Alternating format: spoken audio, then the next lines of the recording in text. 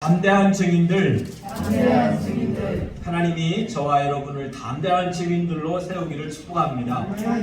담대한 증인이 되면 우리가 예수의 이름으로, 예수의 능력으로, 하나님의 능력으로 복음을 전할 수 있을 뿐만 아니라 하나님께서 우리에게 약속하신 은혜와 복도 풍성히 누릴 수 있을 줄 믿습니다. 이러한 복과 은혜가 저와 여러분에 함께하기를 바랍니다. 이 고대 로마인들이 세운 이 원형극장, 로마에 가면 이제 옛날 그 로마 황제들 그리고 고대 로마인들이 즐겼던 이 원형극장터가 남아 있어요. 온전히 남아 있지는 않지만 그래도 벌써 한 2000년 가까이 된 극장들, 이런 것들이 아직 엄청 큰 규모로 이렇게 남아 있는 것을 볼 수 있습니다. 근데 한때는 그곳에서 검투사들이 목숨을 건 그런 싸움이 있었던 때도 있었습니다. 고대 로마에서 이 검투사의 결투가 하나의 문화가 되어서 오랫동안 이 로마인들은 그 싸움을 즐겼습니다.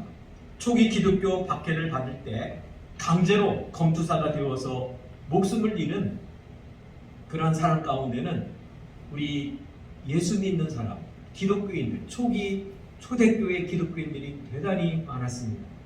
그들은 강제로 검투사가 되어서 싸우다가 목숨을 잃었습니다.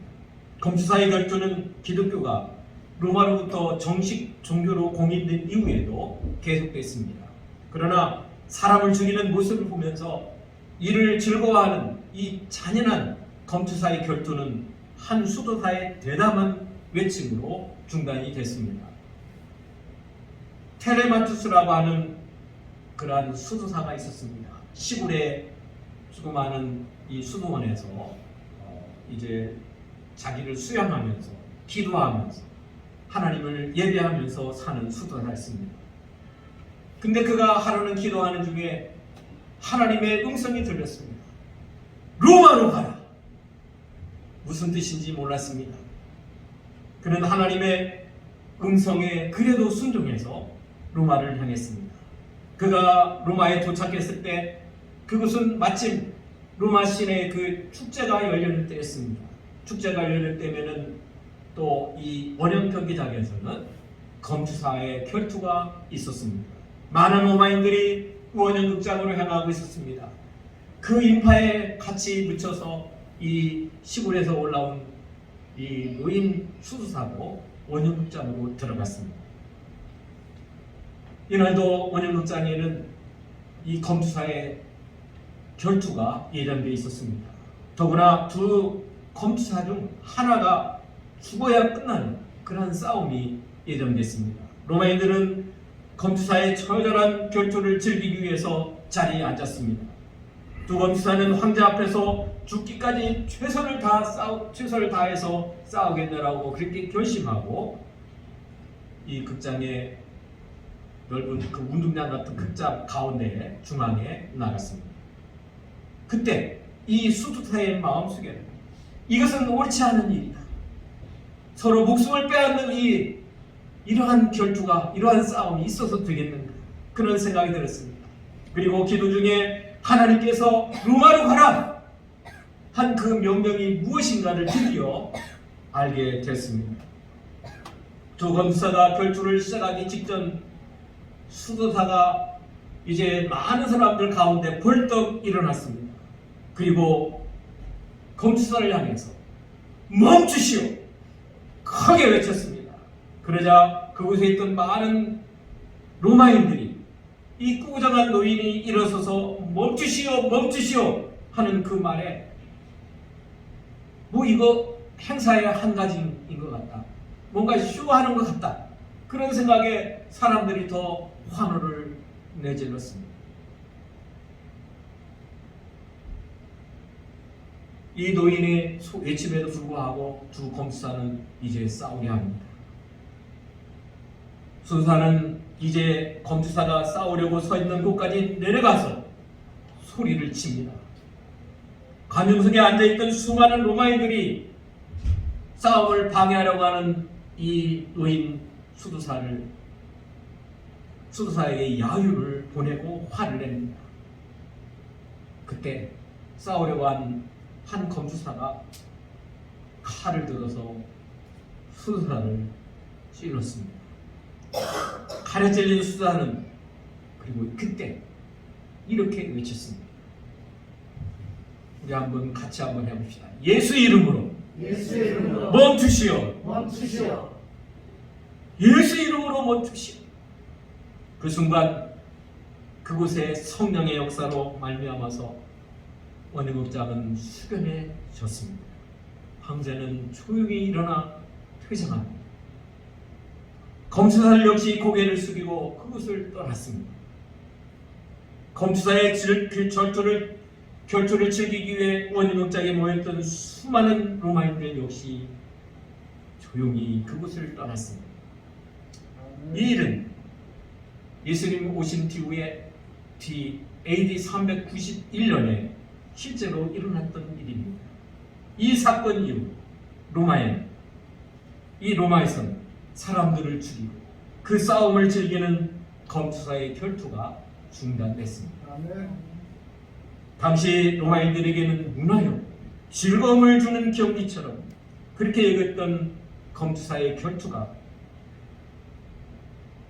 이 수도사가 예수 이름으로 멈추시오 이렇게 담대하게 칼에 찔리면서 그 말을 외쳤을 때 그 검투의 결투는 끝을 내고 말았습니다. 예수 이름, 그 이름은 능력입니다. 예수 그리스도의 이름으로 사탄의 결박을 풀어낼 수 있습니다. 사탄에게 결박된 세상 사람들을 구출해낼 수 있습니다. 그러므로 예수 그리스도 그 이름은 우리가 세상과 세상 사람들에게 담대하게 외쳐야 될 이름입니다. 우리가 가진 성령의 검, 곧 하나님의 말씀이 사람의 그 어떤 무기보다 강하고 우리로 하여금 담대하게 하는 줄 믿습니다. 그러므로 담대하게 오늘 사도행전 4장에 나오는 초대교회의 사도들처럼 그때 마가의 다락방에서 성령의 충만을 받은 이 110명처럼 오늘 이 시대는 저와 여러분이 담대함으로 하나님의 말씀 복음을 전파할 수 있기를 축복합니다. 베드로가 솔로몬 행각에서 예수님이 메시아요 예수 그리스도의 이름이 나면서 못 걷게 된 이를 낫게 하셨다고 설교했습니다. 그 말씀을 믿는 자가 많아. 우리 지난주에 봤죠? 몇 명 됐습니까? 남자만? 잊어버렸어요? 남자가 몇 명 됐습니까? 5천이나 됐습니다. 그 이른 당시 유대사회와 성전에서 주인 행세를 하던 사람들에게 큰 파장을 일으켰습니다. 특히 대제사장을 그렸던 장로들 그리고 서기관들에게 큰 충격을 주었습니다. 그들이 긴급 총회를 열었습니다. 오늘 본문에 보면 오늘 이제 4장 1절부터 보면 이스라엘 공의가 열렸습니다. 이 공의가 성경에 보면 산헤드린이라고 이렇게 명명한 곳도 있고 공의라고 이렇게 번역한 것도 있습니다. 근데 이 공회는 뭐 흔히 그렇게 예를 들죠. 우리나라의 국회와 같은 것이다. 근데 사실은 그것보다 더 권한이 더 큰 의결기관이에요. 최고의 의결기관이에요. 여기는 법적인 문제도 다루는 곳이기 때문입니다. 사실 우리나라의 이 국회는 법을 이제 만드는 곳이지만 그러나 여기 이 이스라엘 공회는 재판까지 하는 곳이 바로 공의였습니다. 베드로와 요한 사도들이 복음을 전하고 베드로가 설교해서 예루살렘에 있는 5만이나 되는 남자만 5만이나 되는 사람들이 예수의 이름을 믿게 되자 이 이스라엘 당시의 종교 지도자들 예루살렘의 주인 행세를 했던 이 사람들이 난리가 났습니다. 모든 사람들이 아니 여기 유대인들이 예루살렘에 있는 사람들이 다 예수 앞에 가면 어떻게 되는가? 위기를 느꼈습니다. 그래서 제자들과 사도들을, 예수의 이름을 전하는 사람들을 위협하기 시작합니다. 당시에는 이들의 권한이 대단히 셌습니다. 예수님께서 이 땅에 계셨을 때, 그리고 사도들이 복음을 전할 때, 그때 공예는 오늘 4장에 있는 말씀을 좀 읽어보면 안나스라고 하는 그러한 제사장의 이름과 대제사장이죠. 그 사위인 가바야라고 하는 대제사장의 이름이 나오고, 그 문중들이 다 모여서, 근데 그 문중들 대부분이 당시에 막강한 권한을 가지고 있었고 공회 의원으로 그렇게 참여하고 있었습니다. 그래서 이 안나스와 가야바, 사실 가야바가 실제 대제사장인데 안나스는 가야바의 사위였어요. 그래서 자기 사위가 대제사장, 자기를 이어서 대를 이어서 대제사장이 되니까 이 안나스가 자기 사위의 등을 업고, 그리고 전직 대제사장이었고 현재는 또 사위가 대제사장이다 보니까 그 권한이 지금까지도 미치고 있는 거예요. 우리가 이 이스라엘 역사에 보면은 이 안나스 이후에 가야바, 그리고 가야바 그의 다음 아들들이 계속해서 이스라엘의 대제사장이 되어서 상당히 오랫동안 그 가문이 이스라엘 공회에 큰 권력을 행사하는 그런 사람들이었습니다. 어쨌든 이들이 모여서 베드로와 요한, 그리고 예수 이름을 전하는 제자들을 신문합니다. 그들은 뭐라고 얘기합니까? 너희가 무슨 권세로 누구의 이름으로 이 일을 행하느냐? 그렇게 묻습니다. 그들 앞에 베드로는 조금도 위축되지 않습니다. 베드로는 성령이 충만하여 그들의 신문에 답합니다. 베드로는 먼저 공의의 행위가 악한 일이었다고 얘기합니다. 그래서 그들과는 내지적으로 내가 행한 일, 다시 말해서 내가 날 때부터 걷지 못한 사람을 일으켜 세운 것, 그 치유의 행위는 착한 일이었다. 그러나 너희들은 악한 일을 하고 있다. 그렇게 그들의 죄를 지적합니다. 그리고 베드로는 기다렸다는 듯이, 여러분 이 공의의원이 71명이었습니다.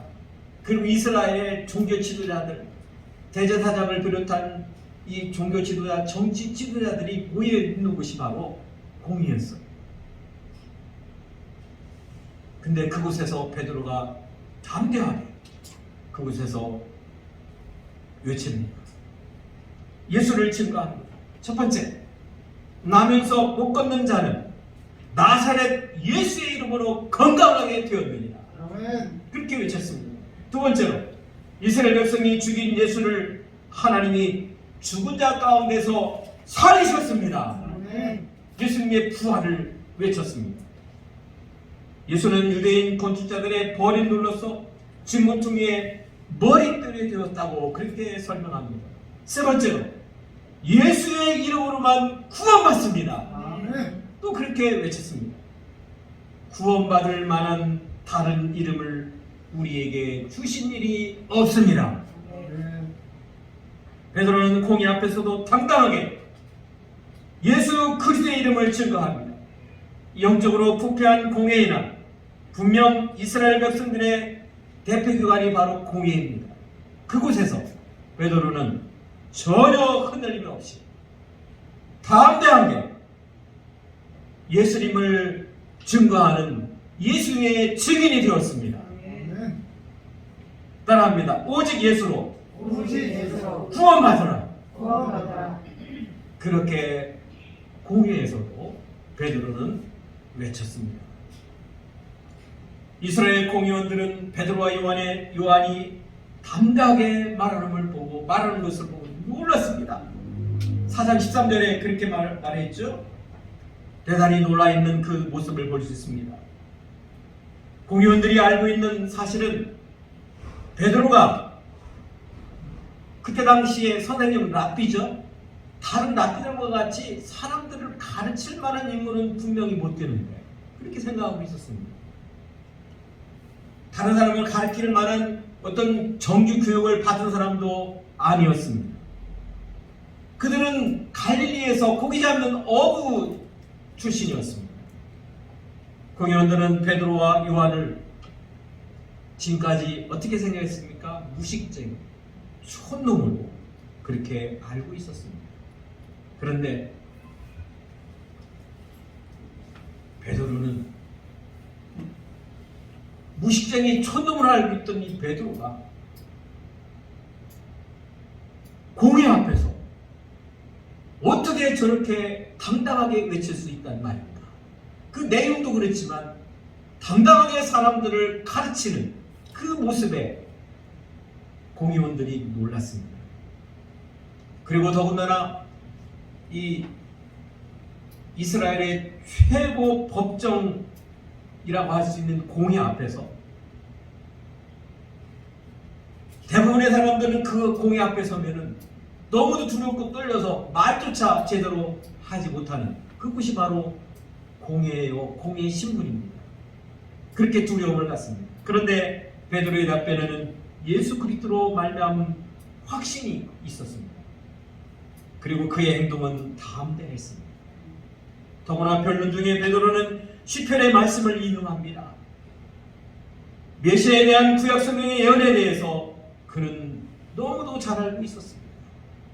공의원들은 자신들이 보잘것없다고 여겼던 베드로가 예수 그리스도에 대한 자신의 신앙을 담대하고 거리낌 없이 말함을 보고 놀랐습니다. 여러분, 이 담대하다는 말은 언론의 자유를 얘기합니다. 확신 가운데 하고 싶은 말을 거침없이 자유롭게 말하는 것을 말합니다.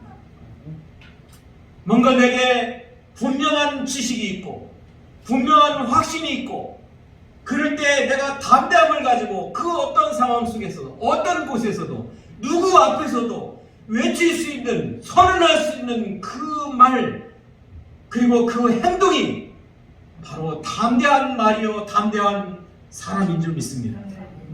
여러분들도 예수에 대한 이러한 담대함이 있기를 바랍니다.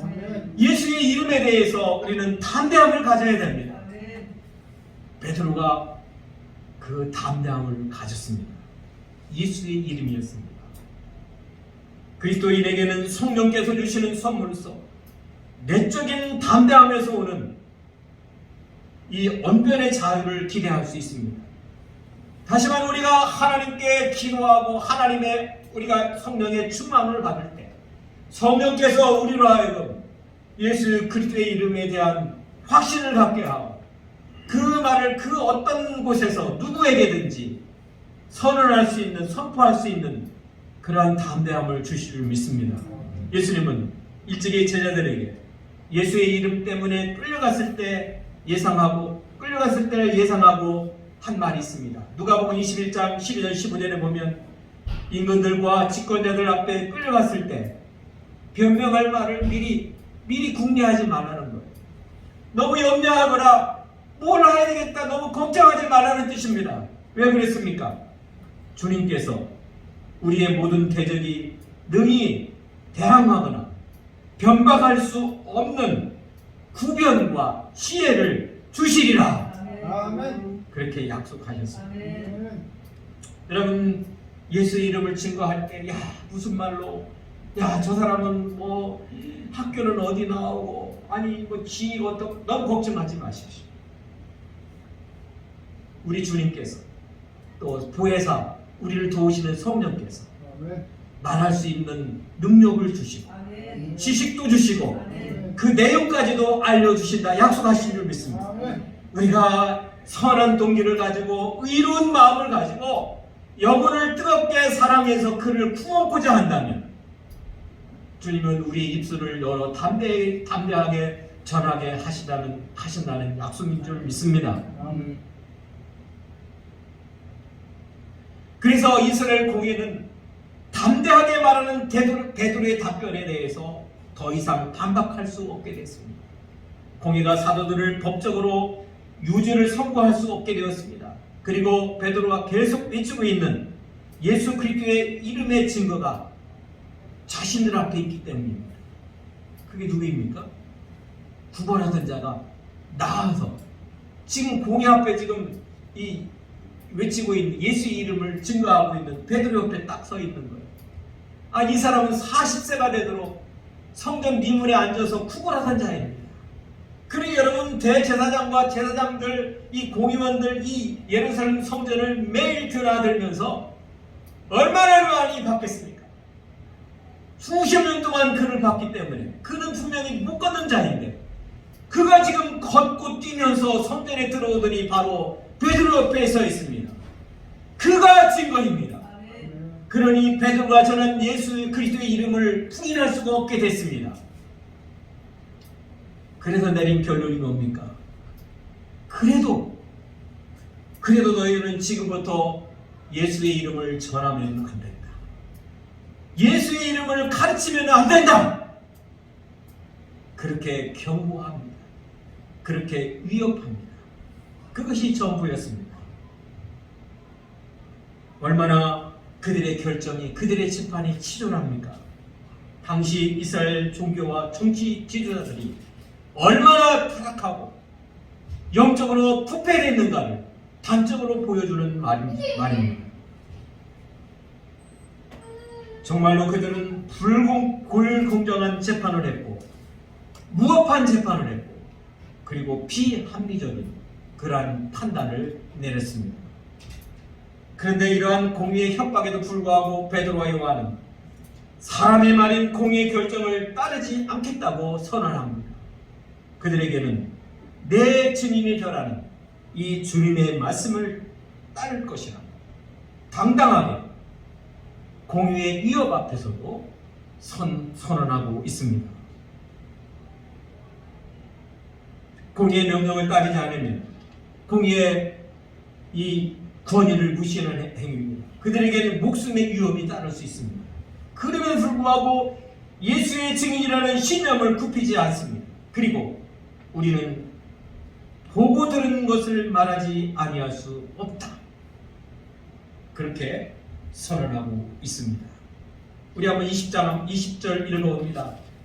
시작. 우리는 보고 들은 것을 말하지 아니할 수 없다. 아멘. 보고 들은 것을 말하지 아니할 수 없다. 담대한 사람이 외쳐야 될 말씀인 줄 믿습니다. 여러분, 우리가 이 신앙생활하면서 교회 다니면서 예수 믿으면서 또 우리가 알고 있는 것, 성경을 통해서 알고 있는 것, 내가 이 신앙생활하면서 하나님의 은혜를 경험한 것, 담당하게 많은 사람들에게 전할 수 있기를 바랍니다.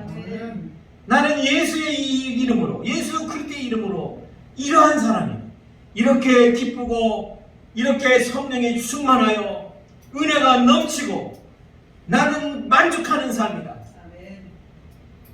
별로 만족이 없는 것 같아요. 우리 표정부터 바꿔야 된다는 거지. 늘 웃으면서 살아요. 나는 예수 그리스도 그 이름, 그 능력으로 나는 기쁨의 삶을 살고 있다. 아멘. 마스크를 썼더니 웃는지 도대체 알 수가 있어요. 여러분, 그렇게 내가 보고 들은 것, 내가 체험한 것, 이걸 어떻게 전하지 않을 수 있겠는가? 보고 들은 것을 말하노라. 우리 한번 따라합니다. 보고 들은 것을 말하노라. 여러분의 증거가 되기를 축복합니다. 사도들이 풀려나서 신도들에게 갔습니다. 사도들은 공의가 협박하며 명령하는 것을 전합니다. 공의의 경고는 예수 그리스도의 이름을 증거하지 말라입니다. 사도들의 말을 듣고 초대교회는 한마음이 되었습니다. 오히려 더 강하게 됩니다. 그들은 하나님께 기도하기 시작합니다. 먼저 세상의 분왕들과 관리들이 함께 그리스도를 대적할 것을 이미 다윗의 입을 통하여 예언된 일이라고 고백합니다. 세상과 세상 사람들이 예수를 전하지 못하게 하는 것, 예수 그리스도의 이름의 증인이 되지 못하게 하는 것, 이거는 이미 다윗 시대부터 다윗이 예언한 얘기였다. 그렇게 사도와 이 초대교인들은 그 의미를 새기고 그리고 기도합니다. 그리고 자신들도 대적에 맞서서 예수의 증인이 되겠다. 그렇게 다짐합니다. 주 예수 그리스도의 대적을 구체적으로 언급합니다. 헤롯과 본디오 빌라도 이방인과 이스라엘 백성입니다. 이들이 합세하여 예수를 대적하려고 이 성에 모였습니다. 그들의 행위는 이미 주의 능력과 뜻으로 정해진 일이었다고 고백합니다.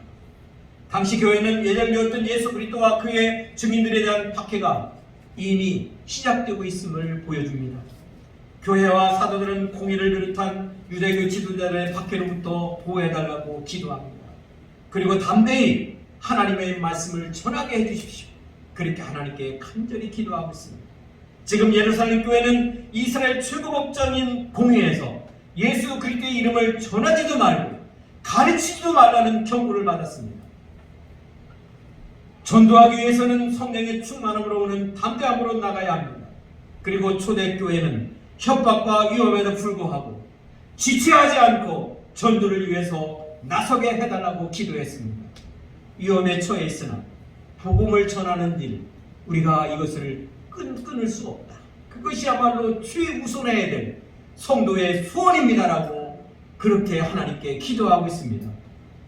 또한 예수의 이름으로 병을 낫게 하시고 표적과 기사가 이루게 해달라고 이루어달라고 그렇게 기도하고 있습니다.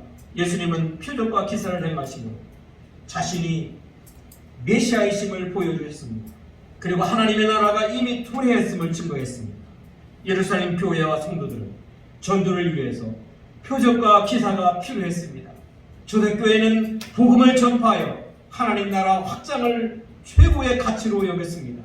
하나님은 그들의 기도에 응답하셨습니다.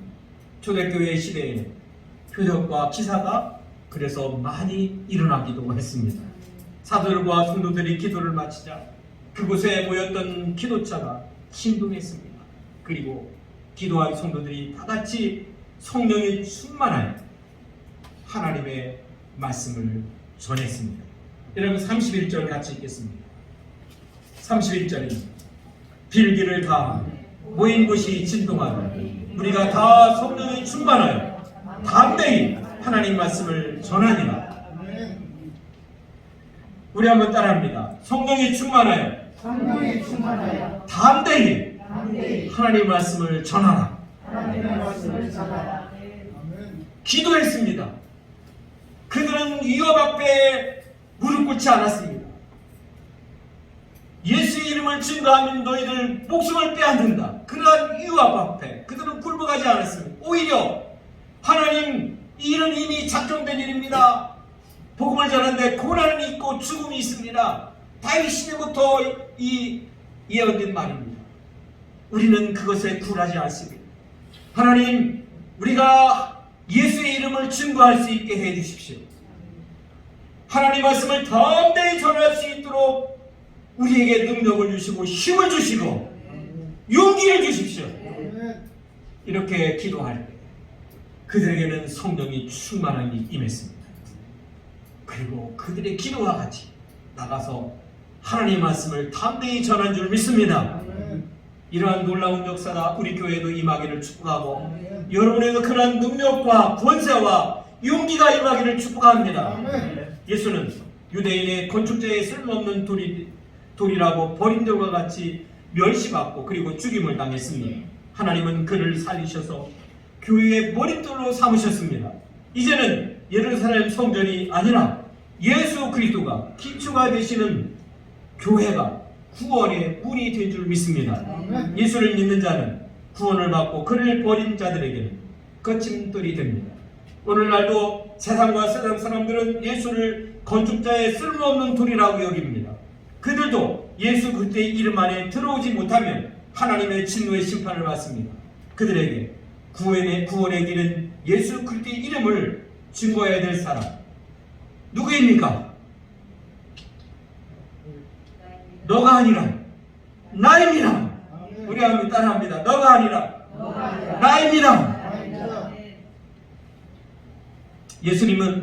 예수님을 죽인 유대인들처럼 교회와 예수님에 대하여 극히 적대적인 사람들 앞에서도 담대하게 예수를 증거해야 됩니다. 우리는 어쩌면 예수를 3번 부인할 때 베드로와 같이 예수님의 이름을 당당하게 여기지 못하고 있는지도 모릅니다. 혹시 그러지는 않습니까? 그러나 예수 그리스도의 이름은 어느 누구에게 담대하게 선포할 만한 이름인 줄 믿습니다. 그 이름 안에 치유가 있고 그 이름 안에 회복이 있습니다. 그 이름은 생명을 얻게 하고 인생들로 하여금 하늘의 복을 받게 합니다. 담대하게 나갈 수 있기를 축복합니다. 사랑하는 아버지 감사합니다. 우리에게도 사도들과 제자들과 초대교회 많은 성도들이 가졌던 담대함을 허락해 주옵소서. 예수 그리스도의 이름을 증거하는 저희가 되게 하시고 성령이 충만하여 담대함으로 하나님의 말씀을 전하는 저희가 되게 하옵소서. 예수님의 이름으로 기도하옵나이다. 아멘.